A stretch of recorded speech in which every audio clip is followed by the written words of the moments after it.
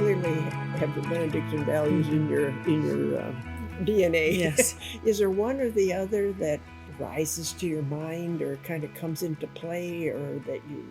I think the steps to humility, I always keep that in mind and remain humble in all that I do, so that and that work is prayer and prayer is work, and to make your work your prayer and make your prayer your work.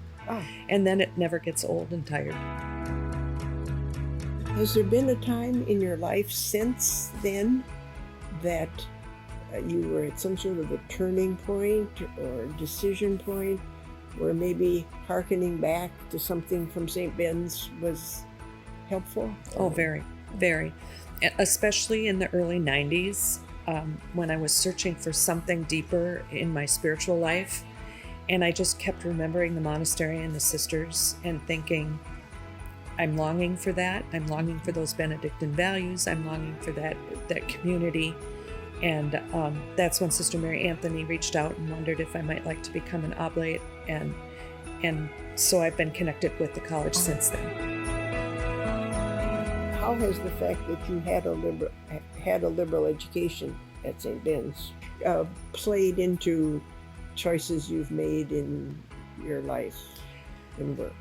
I just realized that the St. Ben's experience was so deep and thorough, and it helped form me to be the person that I was. Okay. And so it was good. St. Ben's is a college for women.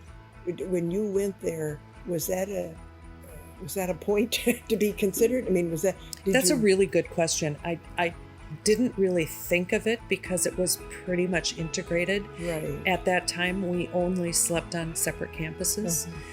So I think that because it's a college for women, we have a deeper community and we have a deeper connection than just being women at a state college or women at even at St. Olaf, or because you're immersed in your woman and sisterhood.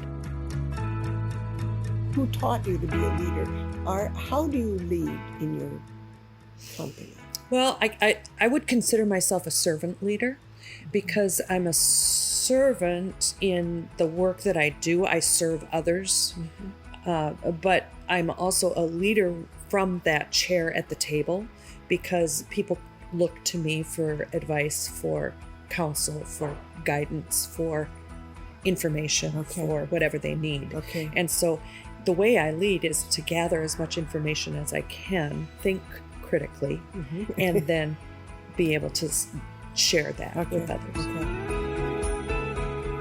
What would you say to a very promising high school student that you think should go to St. Ben's? I have had a few that have done that. And what I have told them, they've come to ask, should I go there? Should I not go there? What's it like? I've said, embrace the sisterhood, because you're not going to get that in your regular life when you get beyond that. And there's power in women's voices.